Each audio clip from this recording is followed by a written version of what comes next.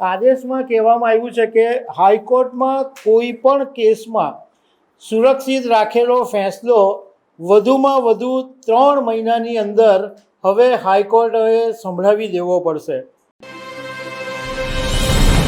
1993માં સની દેઓલની એક ફિલ્મ આવેલી હતી દામિની। આ ફિલ્મની અંદર સની દેઓલ કોર્ટમાં એક ડાયલોગ બોલે છે કે તારીખ पे तारीख मिलती रही है लेकिन इंसाफ नहीं मिला माय लॉर्ड। હવે આ બાબત બધાને જ ખબર છે કે ભારતની કોર્ટમાં પેન્ડિંગ કેસોનો ખડકલો છે।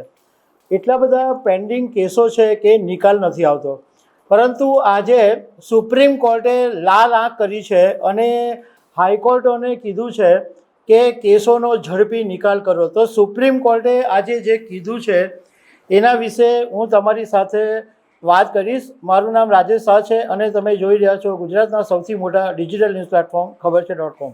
દેશની કોર્ટોમાં કેસોના નિકાલમાં થતી મોડી પ્રક્રિયા અને નિર્ણય લેવામાં થતા વિલંબને રોકવા માટે સુપ્રીમ કોર્ટે આજે એક ઐતિહાસિક પગલું ભર્યું છે અને સુપ્રીમ કોર્ટે દેશની તમામ હાઈકોર્ટોને કડક અને બંધન કરતા દિશા સૂચનો જાહેર કર્યા છે। સુપ્રીમ કોર્ટે જે આજે આદેશ કર્યો એ ચીફ જસ્ટિસ સૂર્યકાંત અને ન્યાયાધીશ જોય માલ્યા બાગચીની બેન્કે આ આદેશ કર્યો છે। આદેશમાં કહેવામાં આવ્યું છે કે હાઈકોર્ટમાં કોઈ પણ કેસમાં સુરક્ષિત રાખેલો ફેંસલો વધુમાં વધુ 3 મહિનાની અંદર હવે હાઈકોર્ટે સંભળાવી દેવો પડશે।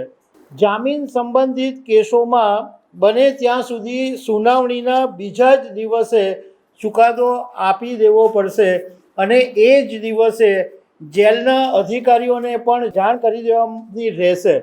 અત્યાર સુધી ઘણીવાર એવું બને કે હાઈકોર્ટ ચુકાદો આપી દે પરંતુ જેલના અધિકારીઓને મોડી જાણ થાય એટલે આરોપીને જેલમાંથી છૂટવામાં સમય લાગે।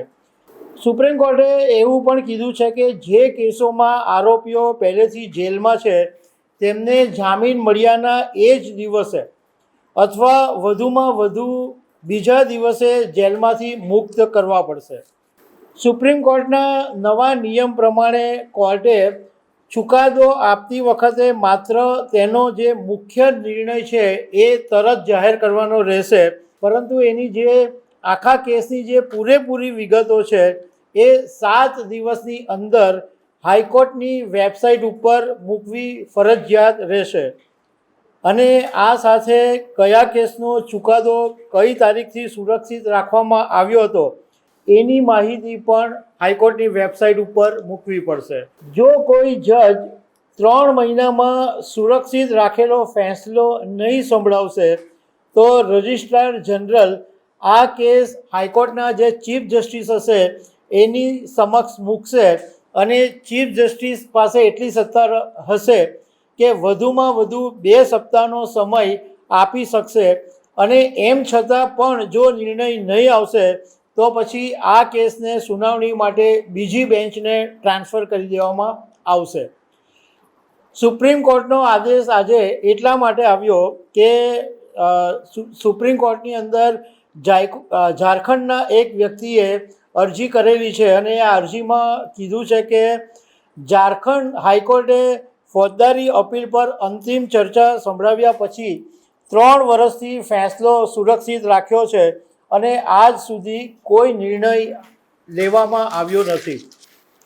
આ ખરેખર સુપ્રીમ કોર્ટનો બહુ જ મહત્ત્વનો નિર્ણય છે, કારણ કે મીડિયા રિપોર્ટ્સમાં જે પ્રમાણેના આંકડા સામે આવેલા છે એમાં ભારતની કોર્ટોમાં 5 કરોડ કેસો આજની તારીખે પેન્ડિંગ છે અને જિલ્લા અને નીચલી કોર્ટો છે એમાં 4.9 કરોડ કેસો પેન્ડિંગ છે। ટોટલ આખા દેશની જે હાઈકોર્ટ છે એમાં 63 લાખ કેસો પેન્ડિંગ છે।